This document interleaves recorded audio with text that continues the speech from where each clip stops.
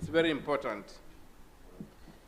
I will also bring the attention of the House that the county government of Busia makes absolutely no revenue from all the challenges it faces hosting the international border point.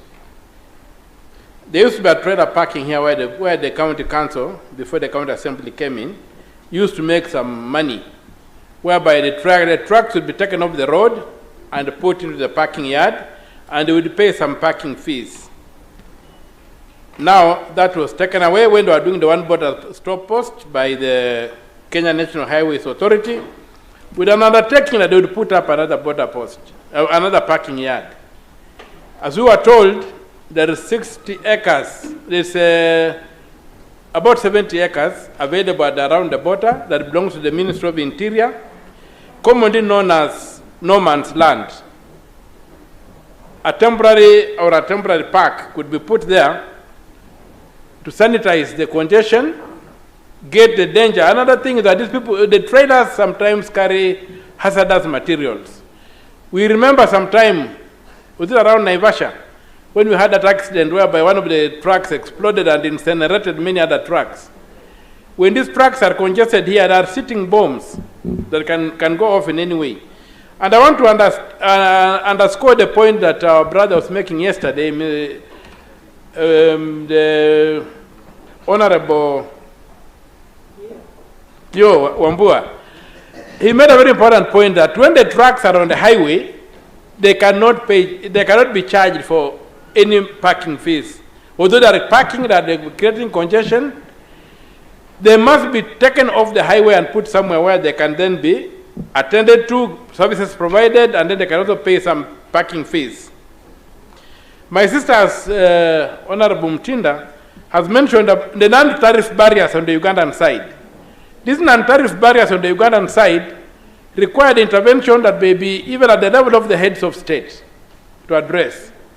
And so as we talk about the Ministry of Foreign Affairs, we must not forget that the top diplomat of this country is the president.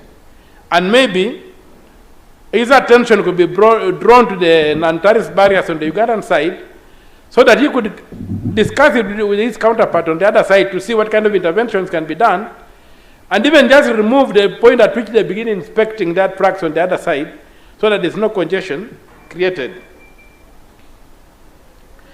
We must be aware to the competition from Tanzania, whereby the inefficiencies on this corridor, for some of us who have been in Arusha, have been told that the inefficiencies in this corridor are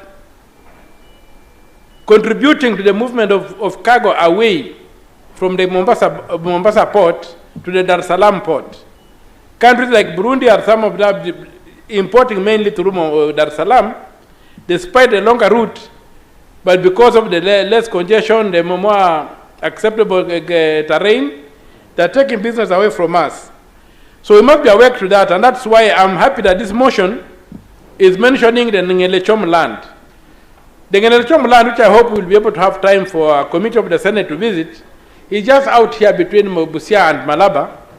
200 acres of public land. You don't need to acquire that land. It's government land. And a trailer city, not just a trailer park, a trailer city can be erected there that will be also contribute as an industrial base to this county. Mr. Speaker, sir, we don't have an industrial base for this country. The only industry that you can see people engaging in is BODABODA, which has its own challenges, which has its very low income. So it's important that the Ngelechom land be considered seriously as a possible area of putting up a modern trailer park that can suck up all these issues. We heard about the Muluanda border crossing, which is also idle, not being utilized. So if we invest in infrastructure, we should be able to get matters moving faster. The question of our neighboring country using a hospital is also true, but remember, those people don't come with SHA and SHIF. Those people pay cash. Where does that cash go to? Those clients come and they pay cash. They don't use SHA and SHIF. Where does that money go to? So as we talk of saying that there's money, that there's a shortage of funds in the hospital, let us ask and find out where the money goes to, what are the allocations, let them give us a detailed account of how this money is used. In fact, our neighbors are contributing a lot of money in our health facilities, but that money is never accounted for. It goes into somebody's pocket. So, Mr. Speaker, sir,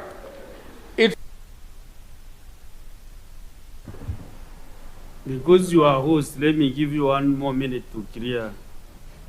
So, Mr. Speaker, sir, it's with a very, very happy heart that I contribute to this motion, and I'm happy that the Senate has seen for itself the challenges we face here, most of which are self-inflicted.